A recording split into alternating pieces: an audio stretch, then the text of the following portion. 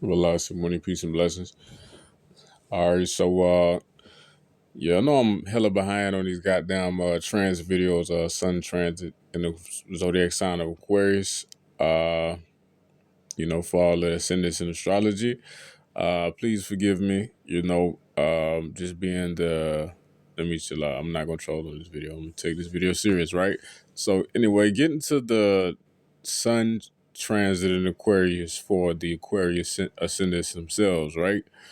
Okay, so being that, we're going to view the chart from the Aquarian standpoint, during the duration of this transit, Mars is not quite in Aquarius yet. I just chose a random date in the future to where most of the planets will be in Aquarius. So like the 27th, right?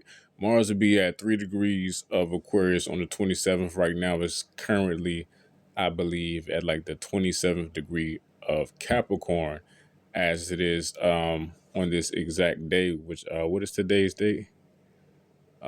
Shit, showing too much information. I believe today is the 21st. Yeah, it's the 21st. Okay. So anyway, getting to it. Yeah. Damn, brain fart. Okay. So yeah, Aquarius zodiac. The ascended lord of Aquarius is Saturn, and it's posited within the second house. You know what I'm saying? And Aquarius and Capricorn are two signs in which the ascended lord, it doesn't fluctuate frequently and whatnot, right? Jupiter and Pisces as well, because Jupiter stays in the sign for a year, and all of the other grahas, they pretty much fluctuate at differing levels or whatnot, right?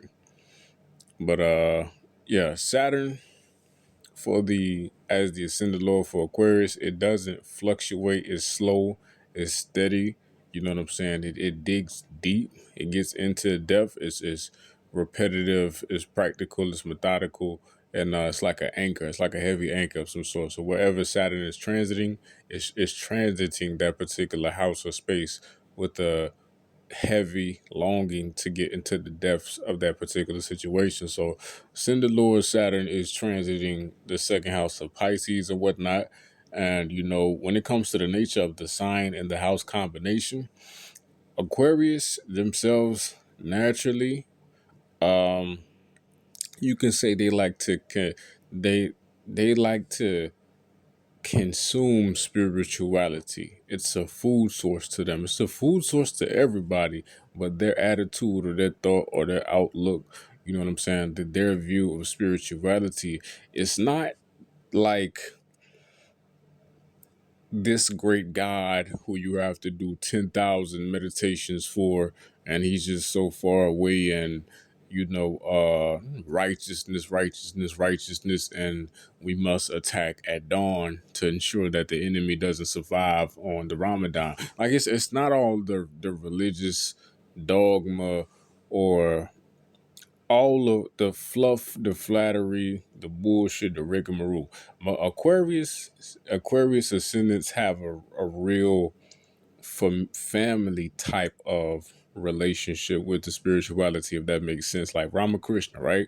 Ramakrishna was an Aquarius ascendant, and his devotion for Kali, his devotion for Kali Ma, his devotion for this deity is it's not something that's necessarily based off of scripture junctions or rules and regulations, and the ego getting gratified and becoming some super powerful guy who you know what I'm saying, it's not really based off of that. Not to say that all Aquarius ascendants are going to be genuine spiritualists, because that's not always the case either, whatnot, right?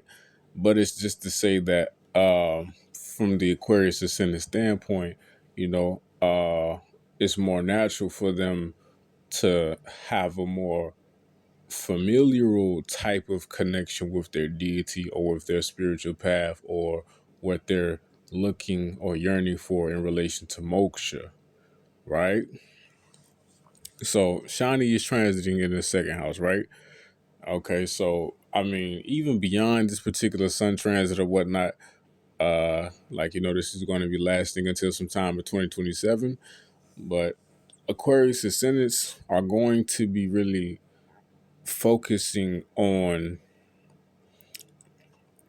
being that it's transit within the second house, going to be focusing on what is real in relation to the family. Since it's Pisces, you know what I'm saying? It probably will be a great element of understanding that you have to let go a lot of what you think is family, let go a lot of, what you think is, I'm consuming this type of diet, or I'm taking in this type of food into my body, or, maybe smoking, or, whatever substance that you might be using that might not be the best for your vehicle, or for your person, or whatever, or cost, you know what I'm saying, wherever your money is going to, that might not necessarily be the best for you. Since it's Pisces, it'll be a lot of getting the lesson of understanding that, hey, this needs to be done away with. This needs to be letting go of. This is not serving me to my highest nature. You know what I'm saying? Adios, kudos. You feel me? It's time to upgrade. You feel me? It's time to really let go a lot of the bullshit, a lot of the nonsense, and it's really time to start to dive deeper into the self and whatnot. Right? So yeah, with Saturn transiting through the second house of Pisces as well. Uh this satsang,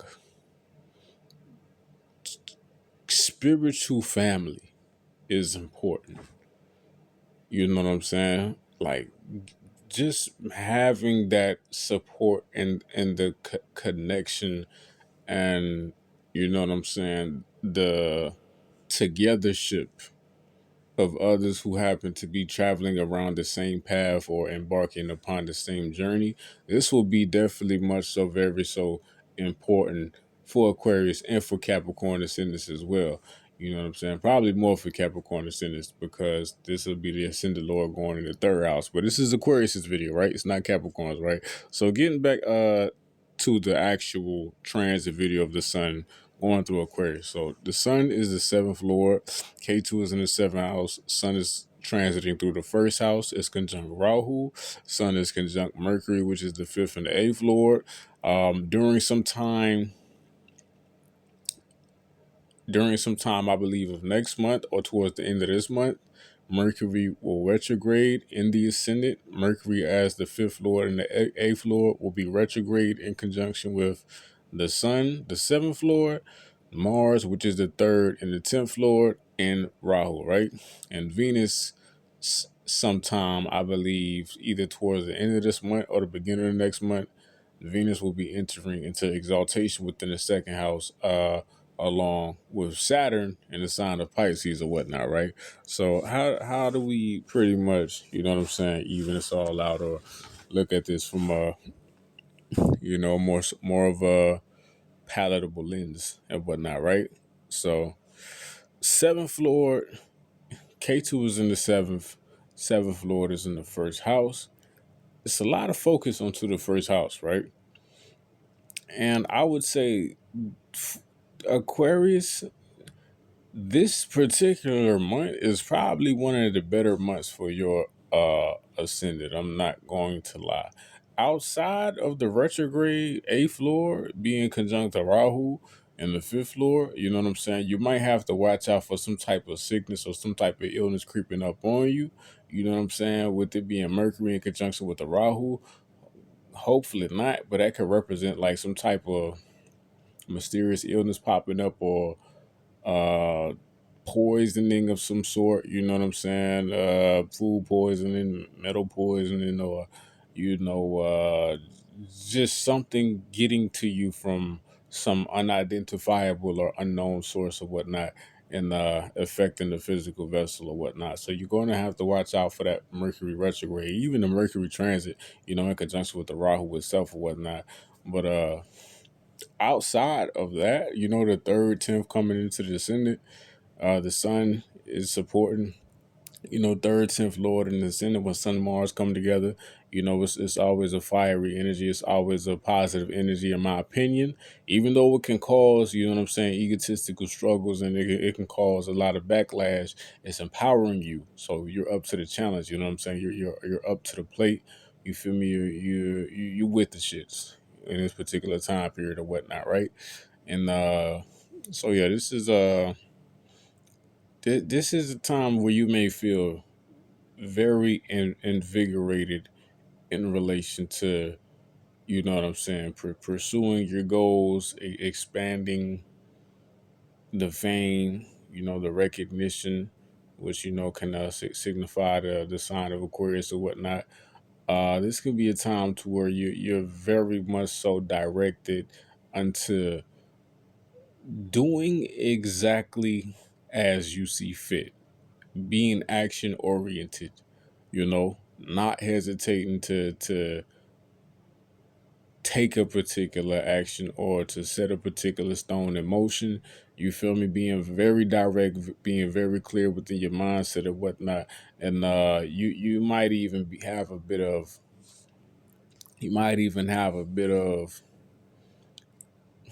egotistical play or a bit of anger. You know what I'm saying? On your side, a bit of combativeness will be about you. You know what I'm saying? During the duration of this month or whatever. And the seventh, K2 is in the seventh house. Sun is the seventh lord, transiting in the ascendant with Rahu and Mars. You definitely got to be careful when it comes to your spouse or to your partner or to potentially your job, even. Right? Let's look at the sign of the seventh lord. Seventh lord sign is Leo, right? So you might want to be careful in relation to some situation popping off with a government or the government official, or potentially you possibly breaking some type of law or having some type of run-in with the law, some type of egotistical battle, some type of skirmish or whatever, whatnot. And you might feel, I don't know, you might feel disrespected, or the officer might feel disrespected, or you just want to be careful in relation to your relationship,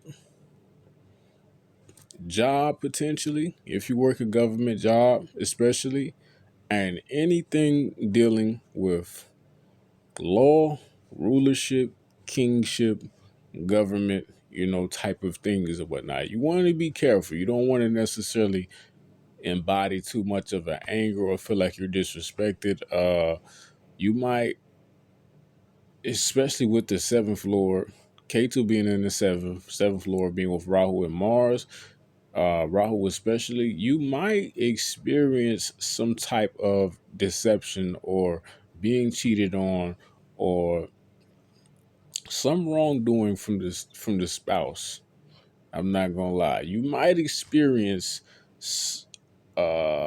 especially like for Aquarius ascendants who happen to probably be filed in taxes within this time period, you might experience some miscalculation from the IRS, or uh, maybe they're attributing some type of debt to your name that you don't necessarily think is for your person to endure, or that's not rightfully for you, or it don't even have to be that in exact. You know what I'm saying? I'm just bringing an example scenario out and whatnot.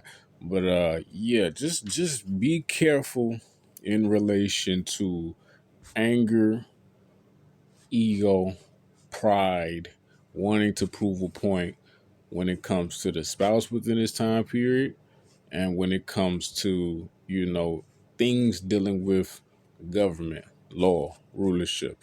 Mars is also the third and the 10th lord as well. You feel me? And it's coming into this combination. So also be careful, you know what I'm saying, when it comes to maybe your siblings, co-borns, friends, uh, neighbors, things of that nature, whatnot, peers, all that. And the career space once again. Like just be more focused on itself, which this is in your ascendant, you know what I'm saying? Sun and Mars are together. Mars alone has the problem to overcome the hurdles and the Maya of Rahu. And with the sun, the Mars becomes even more empowered and invigorated, and the sun becomes supported as it would be a Grahan dosha, if it was just the sun and Rahu and whatnot, right? Well, it still is a Grahan dosha, but you feel me? It's not the same effect due to the fact that Mars is here and whatnot. But scratch all of what I just said. You feel me? All in all, uh, you want to be more focused on empowering the self. You know what I'm saying? I would say fuck. What? It's the third lord in the ascendant. What is the sixth lord? Sixth lord is the moon for Aquarius ascendant. Eighth lord is in the ascendant lord. Third, sixth, eighth lord in the ascendant. I would definitely say some Aquarius ascendants out there are definitely possibly getting into the gym, definitely, building the bodily system or whatnot. Definitely wanting to do things to increase the confidence, to increase the stature of the body, the reinforcement of the physical identity or whatnot. Definitely are. Maybe you hitting track. You feel me? Maybe you definitely should be focused on doing things to clean the blood, to support the Mars during this particular transit, and things that are also support the Sun during this particular transit or whatnot, right? Right, for sure. You since the tenth Lord, since the tenth Lord and the third Lord is with the Sun as well, you can potentially find an upgrade in your position at the career. You know what I'm saying? Or you can potentially, since Rahu is with it as well, you might find an ultimate path, or you might want to redirect into a different path, not even completely different, but just kind of like branch off into something that's slightly different, or something like that or whatnot. You might want to start your own business. Whatever you feel like doing, it'll be something that adds a newness to your energy, and it'll be something that you will be really motivated to get off into the ground with and whatnot, right?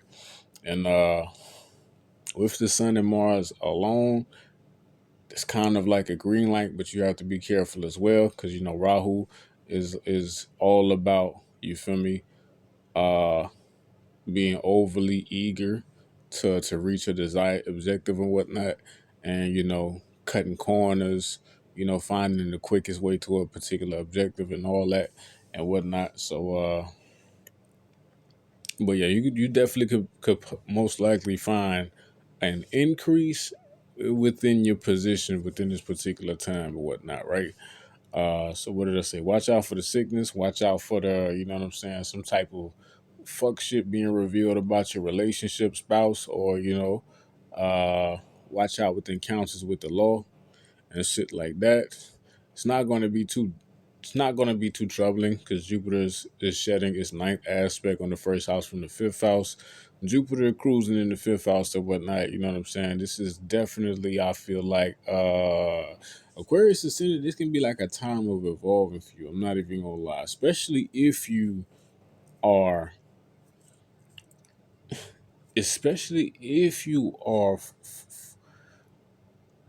following that shani that's cruising through Uttara Bhadrapada, especially if you are more so leaning towards the spiritual direction, or leaning towards the direction of, you know what I'm saying, wanting to purify the self, cleanse the self, you know what I'm saying, become a student of Dharma, or whatever particular system that you might feel adds some holiness into your life or whatnot. You know what I'm saying? That always, you feel me, is going to open the doors for you to be able to be elevated, and for you to be able to be put in the proper positions of, you know, maybe leadership, or you know being a coach of some sort, or whatever you feel that you have set in your mind for you to be, right? uh Yeah, this is a real high level energy type of transit and whatnot, but I don't necessarily see it as too malefic. It's probably Aquarius ascendant. This is probably uh one of the best transits for you to have. It'll be a lot of pressure because Aquarius is a pressurized sign in itself or whatnot. So it'll be a lot of pressure. It'll be a lot of effort.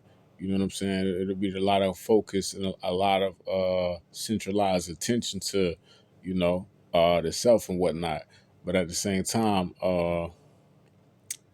it's one of the better transits for all out of all of the ascendants, right? It's one of the better time periods. It's probably the best. I'm not gonna lie. Uh, yeah, that's all I got for Velocity. That's all I got for the Aquarius Ascendant. Velocity money.